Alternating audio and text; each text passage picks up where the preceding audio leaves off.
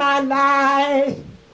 Ever since I've been born, I never heard a man speak like this man before.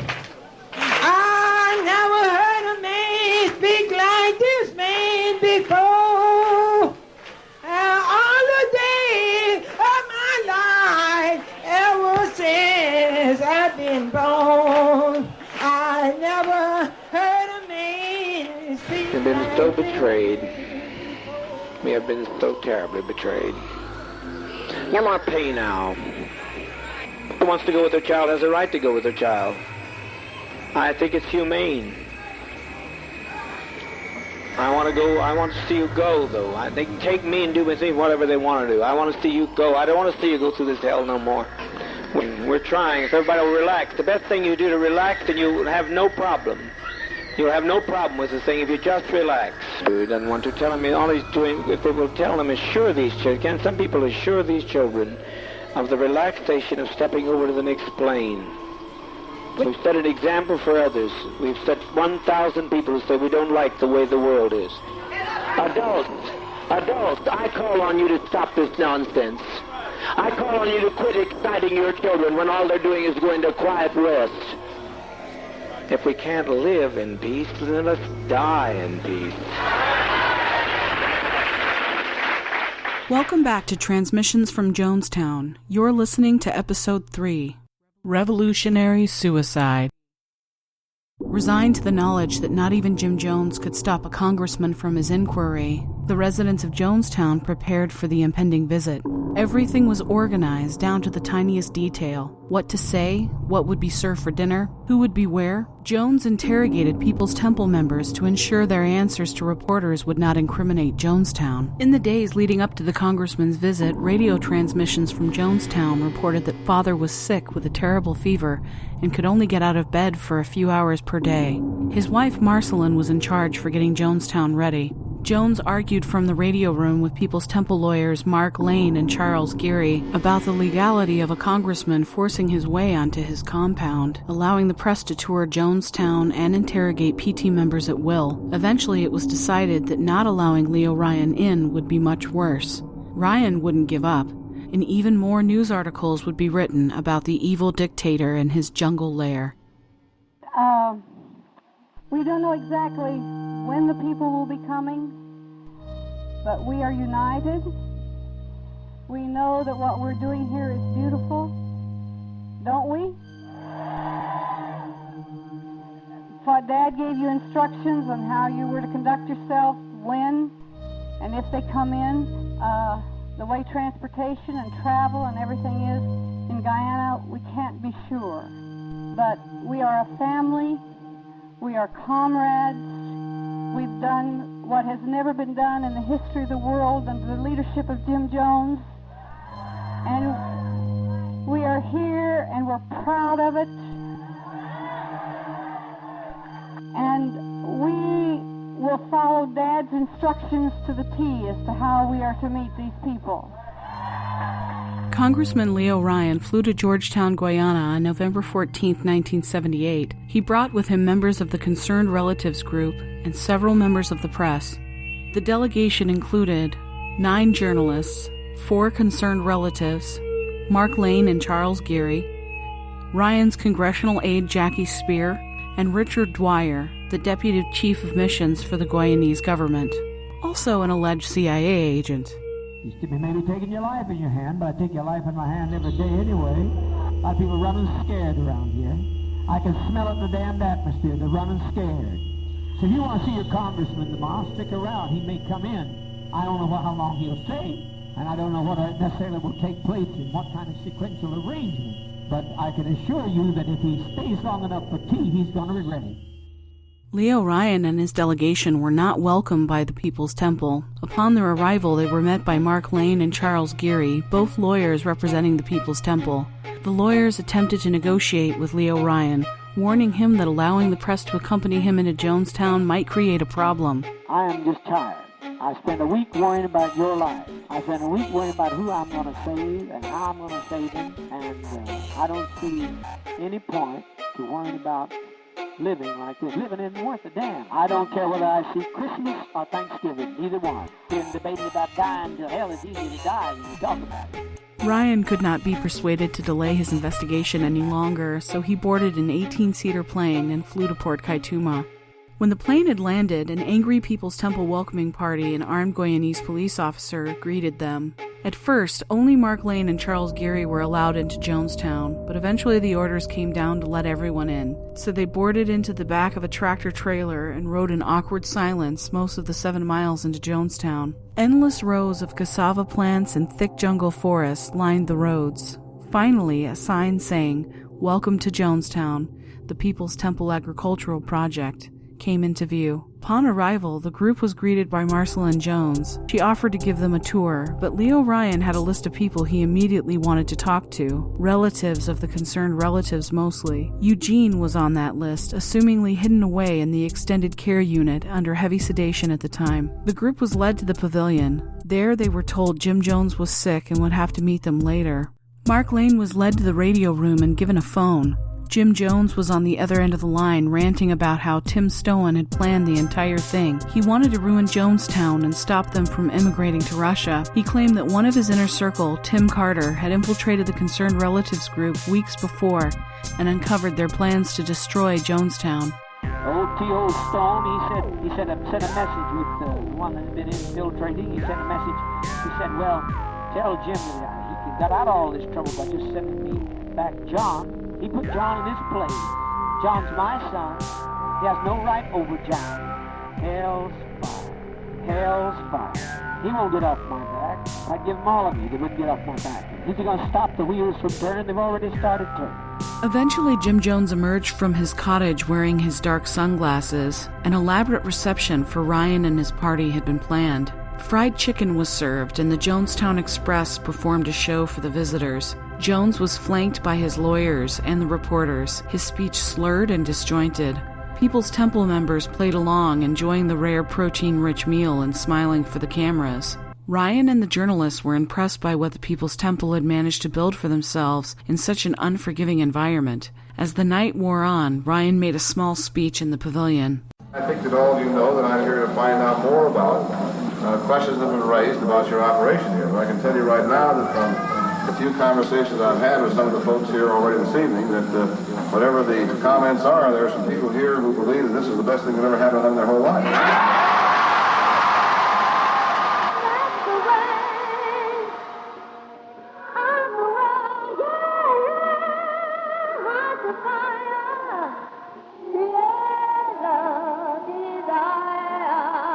At some point during the festivities, Vern Gosney, a longtime People's Temple member, passed a note to journalist Don Harris that said, "Help us get out of Jonestown." The following day, there was an ominous quiet over Jonestown. People were nervous. Jim Jones was interviewed by Don Harris. He was asked about the note and how it made him feel. Last night, someone came and passed me this note. He's the one that I'm just talking about. This is the man that wants to leave his son here. Doesn't it concern you, though, that this man, for whatever reason, one of the people in your group... People play games, friend. They lie. What can I do about liars? Are you people going to leave us? I just beg you, please leave us. Bill, we will bother nobody. Anybody wants to get out of here can get out of here. We have no problem about getting out of here. They come and go all the time. I don't know what kind of game. People like publicity. Some people do. I don't. But some people like publicity. But if it's so damn bad, why is he leaving his son here? Can you give me a good reason for that? The sky turned black and tropical rain fell on Jonestown, turning the roads into mud.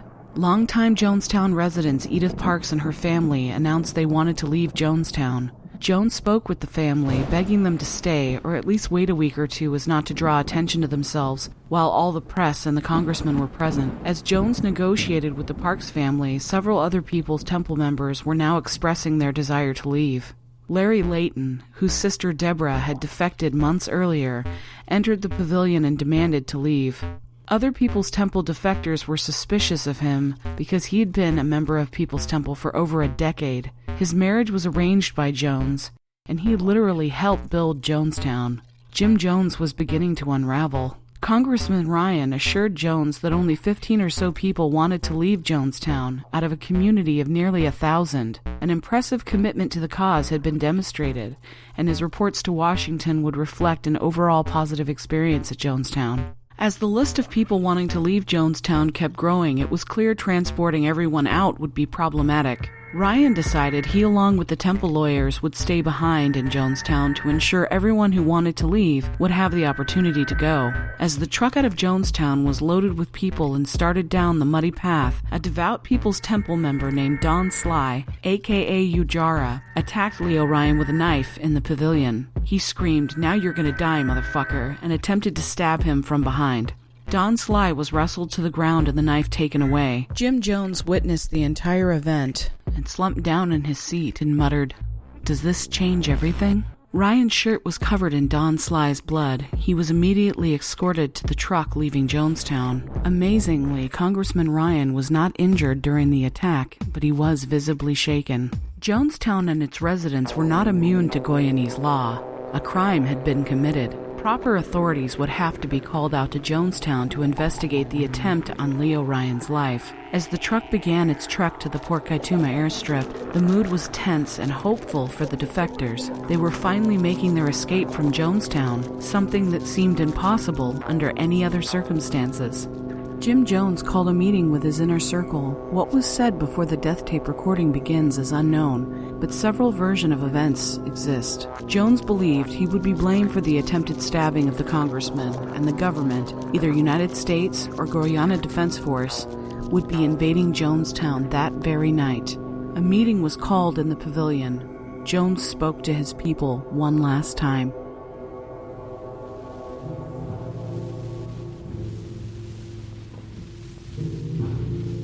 How very much I've loved you. How very much I've tried my best to give you the good life. But in spite of all of that I've tried, a handful of our people, with their lies, have made our life impossible. There's no way to detach ourselves from what's happened today.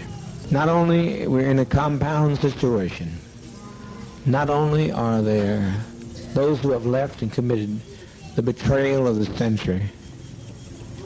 Some have stolen children from others, and they're in pursuit right now to kill them because they stole their children. And we are sitting here waiting on a powder keg. I don't think this is what we want to do with our babies. I don't think that's what we had in mind to do with our babies. It was said by the greatest of prophets from time immemorial, no man takes my life from me, I lay my life down. So to sit here and wait for the catastrophe that's going to happen on that airplane, it's going to be a catastrophe. Almost happened here. Almost happened. The congressman was nearly killed here. But you can't steal people's children.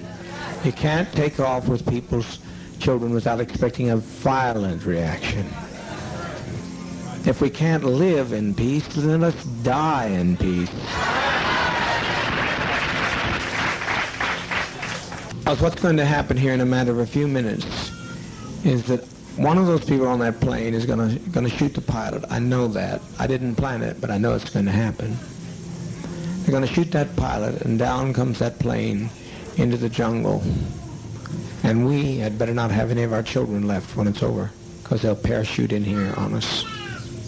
Meanwhile, at Port Kaituma, Congressman Ryan ordered a second plane to accommodate the 15 People's Temple defectors now leaving Guyana. When they arrived at the airstrip, 2 Guyanese police officers were fixing a downed airplane at the far end.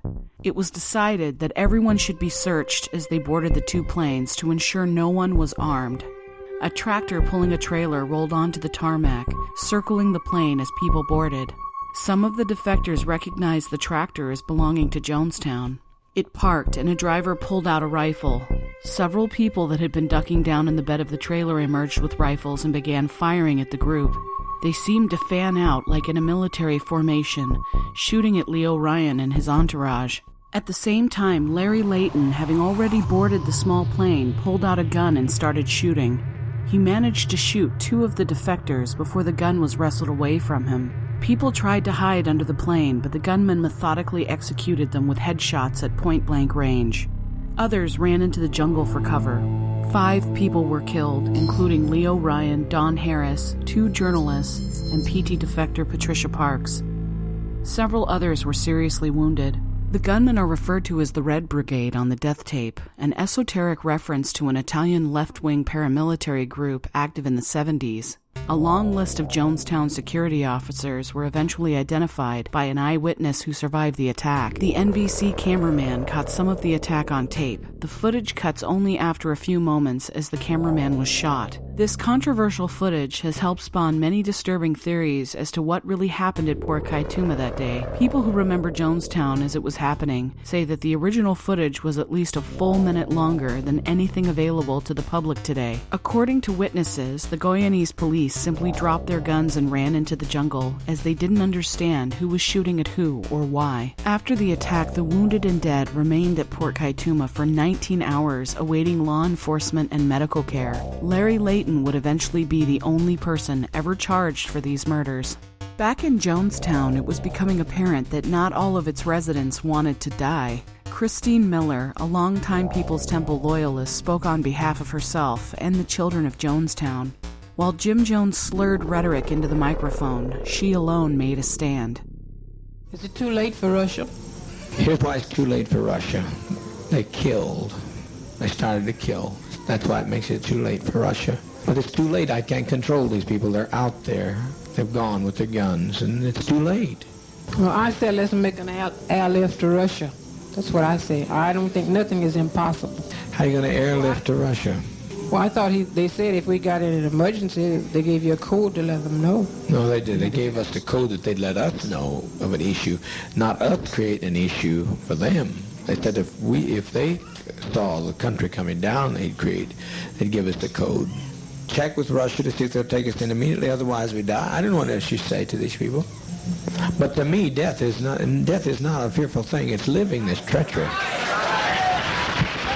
There's no, Christine, it's not worth living like this.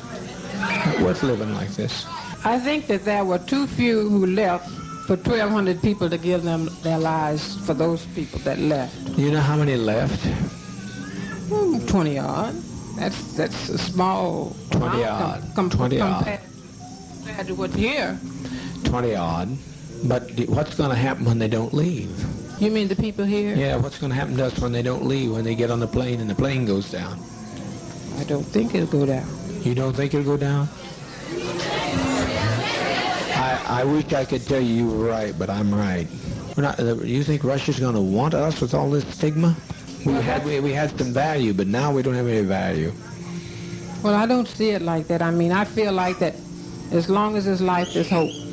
That's my faith. Well, everybody dies. Someplace that hope runs out because everybody dies. I haven't seen anybody yet didn't die. And I like to choose my own kind of death for a change. I'm tired of being tormented to hell. That's what I'm tired of. Tired of it.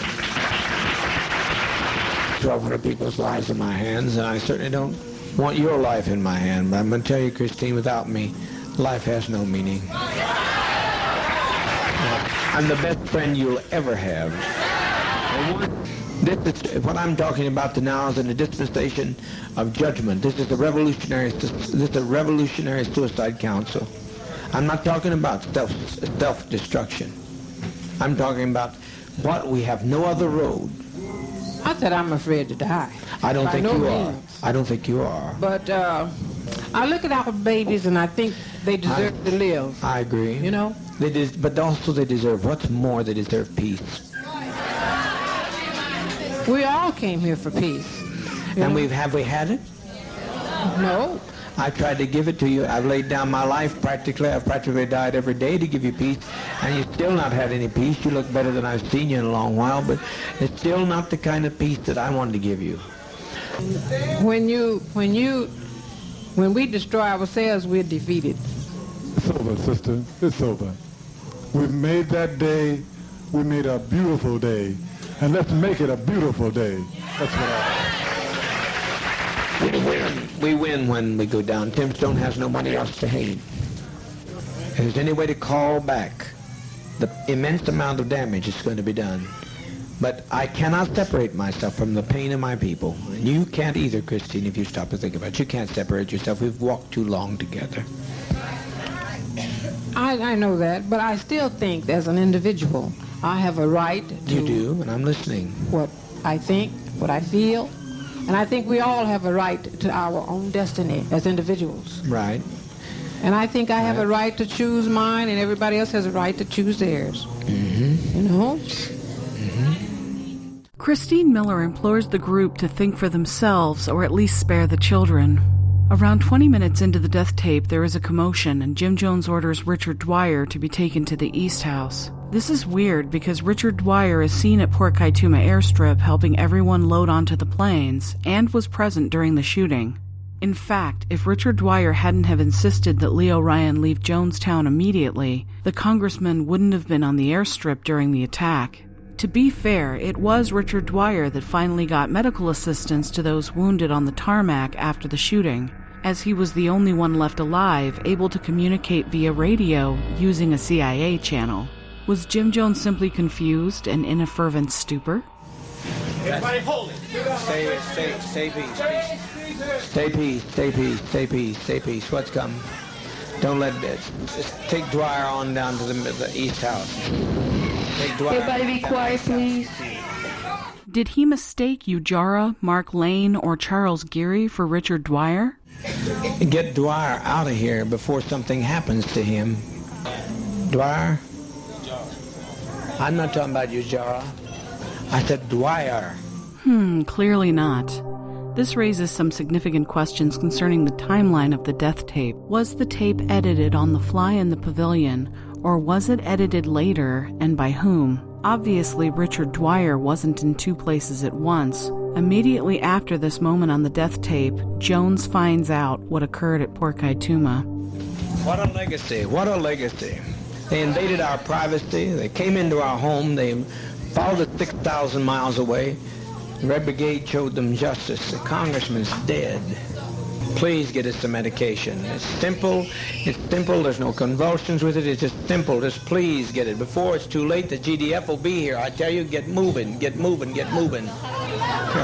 Don't be afraid to die. If these people land out here, they'll torture some of our children here. They'll torture our people, they'll torture our seniors. We cannot have this. Are you going to separate yourself from whoever shot the congressman? I don't know who shot him. For 2 years, the People's Temple had stockpiled potassium cyanide, more than enough for all the residents of Jonestown. For some, this is the moment they had been waiting for. This was the final act of revolution that would define their legacy. We're all ready to go. If you tell us we have to give our lives now, we're ready. I'm pretty sure all the rest of the sisters and brothers are with me. But for many others, particularly young children, there was no freedom of choice. If it's any way possible to have them to give Ted something to take him, I'm satisfied, okay? What's that? I said, if it's any way you can do to have them to give Ted something so he won't have to let him go too, okay? And I'm satisfied. That's fine. Now that the decision had been made, the medical staff busied themselves mixing the cyanide into a Kool Aid punch in giant vats. People wrote goodbye letters, hugged each other, and cried. All 303 children were lined up waiting for their turn to drink the potion. Babies would be poisoned using syringes. Black baby, as you grow up, I want you to drink from the plenty cup. You have to move, and the people that are standing there in the aisle go stay in the radio room yard, but everybody get behind the table and back this way, okay? There's nothing to worry about. Everybody keep calm and try and keep your children calm. And the older children can help love the little children and reassure them. Children aren't crying from pain. It's just a little bitter tasting, but they're not crying out of any pain. If you quit, tell them they're dying. If you adults would stop some of this nonsense, adults, I call on you to stop this nonsense. I call on you to quit exciting your children when all they're doing is going to quiet rest. I call on you to stop this now. If you have any respect at all, Are we black, proud, and socialist, or what are we? Now stop this nonsense. Don't carry this on anymore. You're exciting your children. All over, and it's good. No sorrow that it's all over. I'm glad it's over. Hurry, hurry, my children, hurry. All I say, does not fall into the hands of the enemy. Hurry, my children. Death by potassium cyanide poisoning is extremely painful. You vomit and froth at the mouth, followed by convulsions and a coma. It can take a while to die. Your brain has to suffocate. Security guards circled the pavilion armed with guns and crossbows, cutting off any escape into the jungle. According to eyewitness accounts, if you refused to drink the Kool Aid, you would be forcibly injected. Please, for God's sakes, let's get on with it. We've lived as no other people have lived and loved. We've had as much of this world as you're going to get. Let's just be done with it. Let's be done with the agony of it. It's far, far harder to have to watch you every day die slowly. And from the time you're a child to the time you get gray, you're dying. 3 Inner Circle members were called to the radio room. Mike Prokes, Tim Carter, and Tim's brother Michael. Tim Carter had tragically watched his wife and child die. The men were given a suitcase full of money, guns, and a letter to the Soviet embassy. Maria Katsaris, one of Jim Jones' most loyal followers, told them to take the money to the Soviet embassy in Georgetown, 150 miles away, and that if they were caught, they should shoot themselves with the guns. They made their way into the jungle quickly, realizing that the suitcase was too heavy, so they stashed it at the chicken coop and ran. Eventually, they were picked up by the Guyanese Defense Force. The 3 men survived the massacre at Jonestown. Tim Carter claims he never looked inside the suitcase, although he believed it contained a great deal of cash and documents, somewhere between $300,000 and $1.5 million in cash and diamonds. After the massacre, the Guyana Defense Force was the first to arrive at Jonestown, taking possession of the suitcase and looting the compound, even picking the pockets of the dead. People's Temple lawyers Mark Lane and Charles Gary had been taken to the East House. As people gathered around the pavilion, they escaped into the jungle. According to Mark Lane, they got lost for several hours in the jungle before they were rescued. Sometime in the night, he heard automatic gunfire coming from the direction of Jonestown. He reported hearing around 80 or 90 shots. Gunfire was also heard by survivors lost in the jungle at Port Kaituma. In Georgetown, Guyana, at the People's Temple headquarters, Sharon Amos had been administrating all contact with Jonestown. She was glued to the radio with Jonestown's basketball team and her 3 children, listening anxiously as events unfolded. When the orders came over the radio to end it all, Sharon took her 3 children into the bathroom, where she and her eldest daughter slit the throats of the younger children, then stabbed each other to death. The basketball team, led by Jim and Marcelin's natural son, Stephen, refused to commit suicide and survived the massacre. I with respect die with a degree of dignity. Lay down your life with dignity. Don't lay down with tears and agony.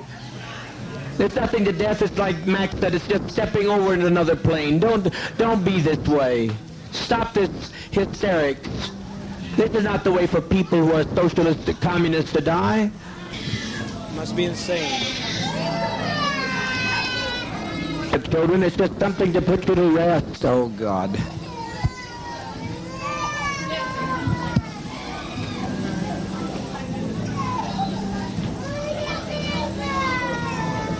Mother, please. Mother, please, don't do this. Don't do this. Lay down your life with your child, but don't do this. Free at last. Please, keep your emotions down. Keep your emotions down. Children, it will not hurt if you'll be quiet. If you'll be quiet. So be patient. Be patient. Death is, I tell you, I don't care how many screams you hear. I don't care how many anguished cries. Death is 1,000,000 times preferable to 10 more days of this life. If you knew what was ahead of you, you'd be glad to be stepping over tonight. Few people escaped Jonestown. A small party managed to quietly slip out of Jonestown early that morning, trudging all the way to Matthews Ridge, with small children in tow. A couple of People's Temple security guards who were near the outer ring of the crowd at the pavilion ran into the jungle. An old woman hid under her bed, emerging several hours later when all had gone eerily quiet. Not even the animals in Jonestown were spared. Mr. Muggs, the compound's beloved chimpanzee, was shot. During the life of People's Temple, Jim Jones had used many tactics to bring his people together. He modified the traditional family structure, manipulating it into a collective hive mind. To be a part of something larger than yourself, you had to be competitive and never trust anyone other than Jim Jones. Ideas about individuality or self-preservation have no place in this utopia. According to Father, they would die as one for the cause, grateful to Jim Jones for providing the opportunity to have lived a life that has meaning. But in reality, individual families came together, drank together, and died together, holding one another in a loving last embrace. Good knowing you. No more pain, Al. No more pain, I said, Al. No more pain. Jim Cobb is laying on the airfield dead at this moment. Remember the Oliver woman said she'd come over and kill me if her sons wouldn't stop her. These are the people, the peddlers of hate. All we're doing is laying down our life. We're not letting them take our life. We're laying down our life. We're taking their lives. We just want peace. All I'd like to say is that my so-called parents was filled with so much hate.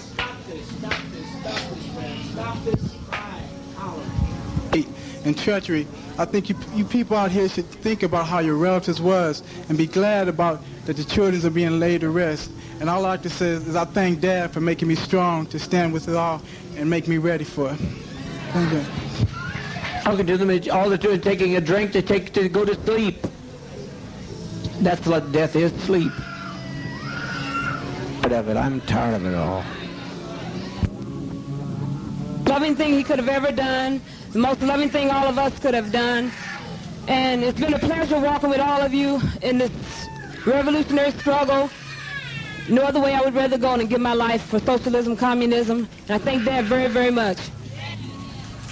That Dad's love and mercy and goodness and kindness and bringing us to this land of freedom, his love. His mother was the advance guard to socialism. And his love and his mercy should go on forever, on to the fields. Where's the vat? Where's the vat with the green sea? Love should go on forever to the fields of pine. And thank you, Dad. The vat with the green sea in, please. Bring it here so the adults can begin. Beg you, don't fail to follow my advice. You'll be sorry. You'll be sorry. That we do it than that they do it. Must trust you. You have to step across. We used to sing this world's not our home. Well, it sure isn't. As we were saying, it sure wasn't. He doesn't want to tell him. All he's doing, if they will tell him, assure these children. Some people assure these children of the relaxation of stepping over to the next plane. We've set an example for others. We've set 1,000 people who say we don't like the way the world is. Take our life from us. We laid it down. We got tired. We didn't commit suicide. We committed an act of revolutionary suicide, protesting the conditions of an inhumane world.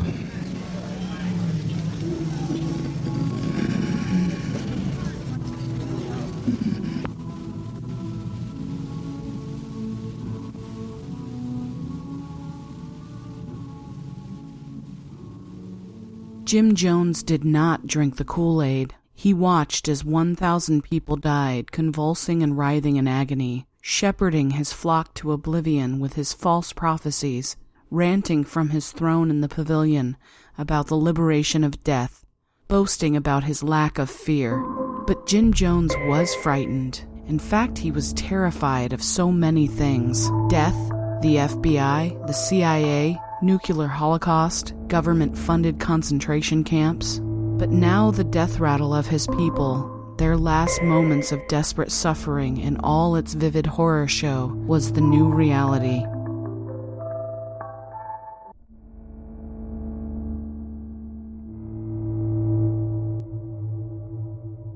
It is written that ye are gods. I'm a god and you're a god.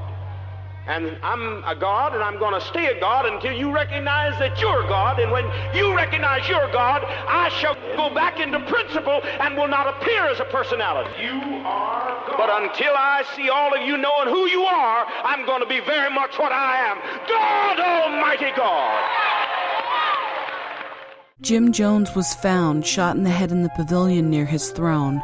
It is believed that Jones' personal nurse, Ann Moore, fired the shot that killed him, then barricaded herself into his cabin and shot herself in the head. But the gun used to kill Jones and Ann was found several yards away from Jones' body in the pavilion.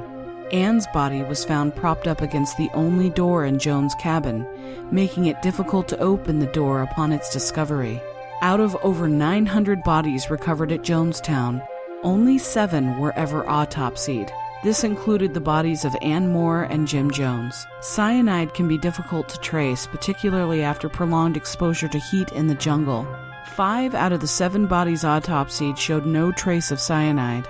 Ann's autopsy was inconclusive because she had a gunshot wound and cyanide in her system. Jim Jones' toxicology reported a large amount of phenobarbital was found in his system, enough to overdose a normal person. He also had pink stains on his teeth, so maybe he drank the Kool Aid after all. The bodies in Jonestown were found laying face down side by side in family groups, many of their toes pointing down and their arms raised as though they had been dragged and placed that way. It has been speculated that a small group had remained alive for the night, placing bodies into rows, but had realized quickly that it was too large a task and began stacking bodies on top of one another. How long they loitered amongst their dead families and friends is unknown. The bodies were exposed to the elements an entire day before the GDF finally arrived. Fearful of a firefight, the GDF made their way to Jonestown from Matthews Ridge on foot. By the time they arrived, the heat and tropical humidity had rapidly decayed the bodies and insects were swarming. The scene of carnage was horrifically overwhelming. The smell of bitter almond permeated the air and the ground was muddy with blood and vomit. The initial report out of Jonestown was that 789 passports were found, but only 383 bodies had been located. In fact, the first headline read, "Cult dies in South American jungle. 400 die in mass suicide. 700 flee into the jungle." The GDF led tactical search parties into the jungle carefully, believing that the surviving People's Temple members might be armed. Relatives of the Jonestown residents sat for days on the edge of their seat, watching news reports and praying that their loved ones might be hiding in the jungle, safe and alive. The American government had suggested a mass burial at Jonestown using bulldozers and a massive pit, but the Guyana government did not want to create a shrine for the People's Temple in their country. Negotiating a strategy to remove the bodies was difficult because there was no airstrip in Jonestown, and the condition of the roads was unpredictable. It was finally decided the bodies should be airlifted to Dover Air Force Base in Delaware, where they could be processed. Survivors of Jonestown placed cardboard name tags on the wrists and ankles of bodies to help identify them, but the ink on the tags was quickly washed away by rain. Due to the tropical conditions, the bodies had begun to bloat and some had exploded. Pesticides were sprayed onto the bodies, and on-the-spot embalming methods were used. After 4 days, the body count began to dramatically climb, until finally reaching 909. The government claimed that the Guyanese didn't properly count the bodies in the first place, and as bodies were removed, more were found underneath. The smaller bodies of women and children were covered by larger bodies in piles.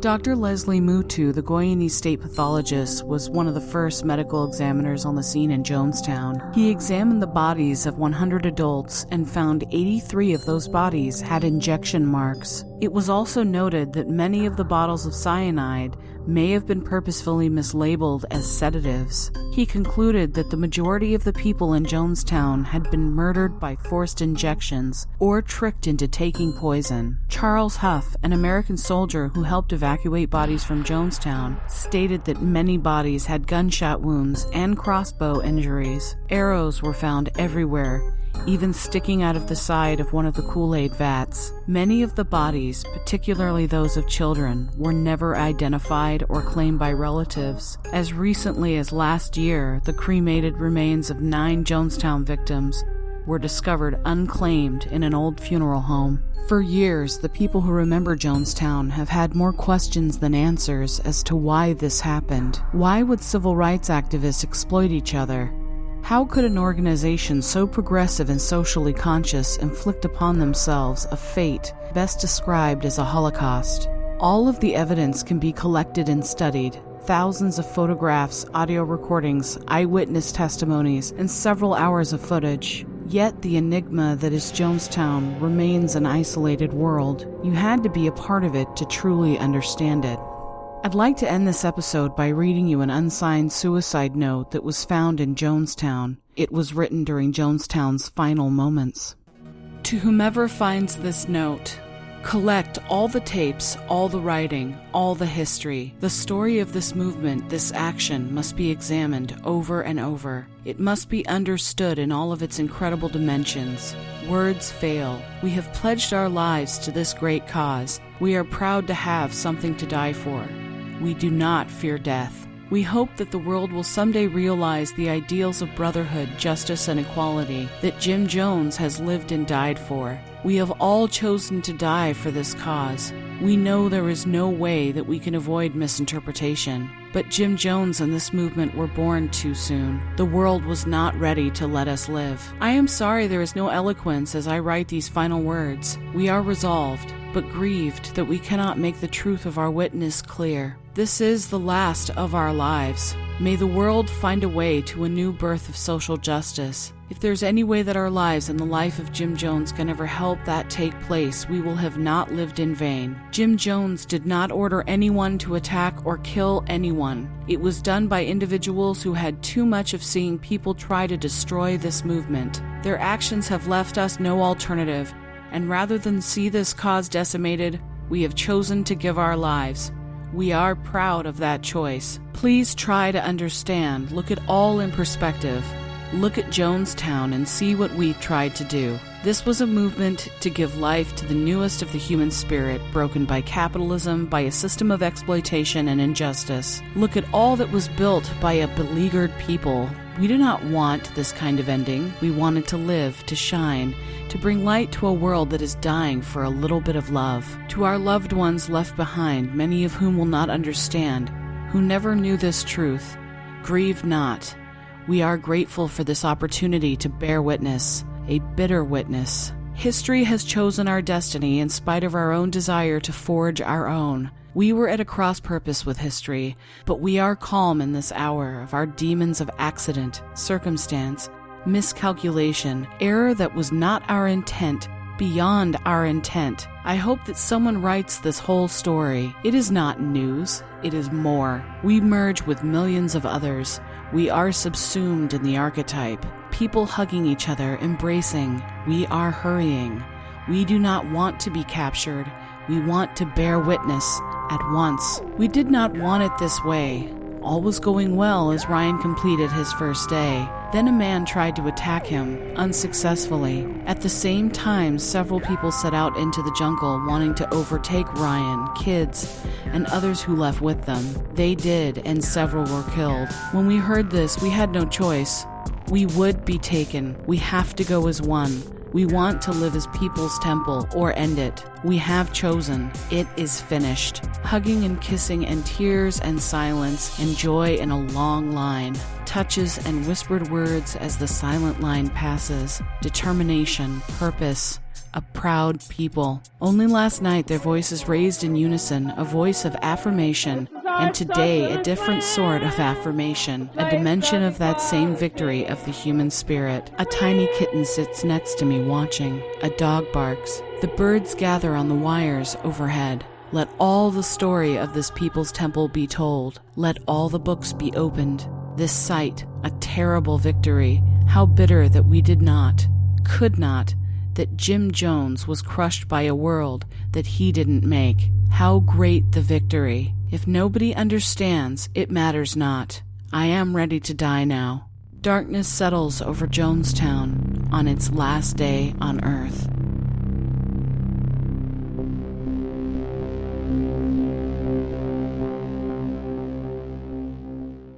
On the next episode of Transmissions from Jonestown. Everybody hold it. Stay peace. Stay peace, stay peace, stay peace, stay peace. What's coming? Don't let it. Just take Dwyer on down to the East House. Take Dwyer. Everybody be quiet, please. Don't be afraid to die. If these people land out here, they'll torture some of our children here. They'll torture our people. They'll torture our seniors. We cannot have this. Gather in, folks. It's easy. It's easy. We're all ready to go. If you tell us we have to give our lives now, we're ready. Children, it's just something to put you to rest. Oh, God. Please, for God's sakes, let's get on with it. We've lived as no other people have lived and loved. We've had as much of this world as you're going to get. Let's just be done with it. Let's be done with the agony of it. The Attention Span Recovery Project would like to thank the Jonestown Institute and the anonymous contributors.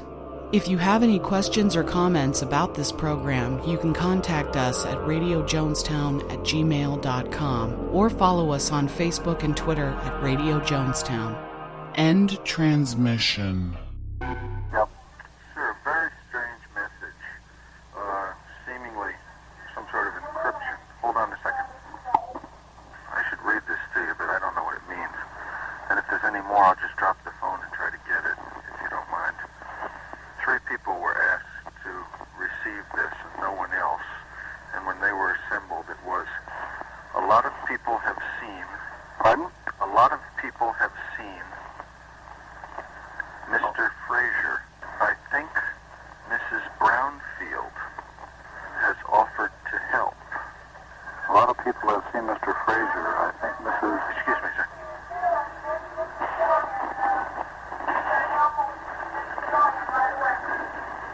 Gillian they're talking about. Just a second.